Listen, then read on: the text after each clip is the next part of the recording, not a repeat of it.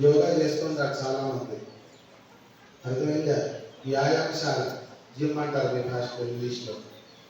వెళ్తూ ఉంటారు. ఎందుకు?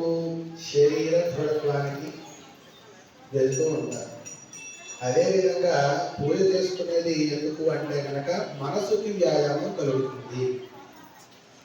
మరి మనసుకు వ్యాయామం ఎందుకు చెప్పండి? మనసుకు వ్యాయామం ఎందుకు?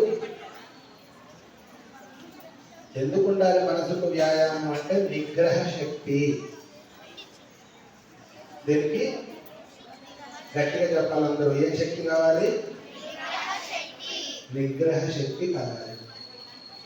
ఇవాళ రేపు చిన్న చిన్న వాటికి కోపాలు వచ్చేస్తున్నాయి, చిన్న వాటికి ఉక్రోషాలు వచ్చేస్తున్నాయి. టీవీ రిమోట్ ఇవ్వకపోతే, అడిగింది కొనిపించకపోతే, అర్థమైందా?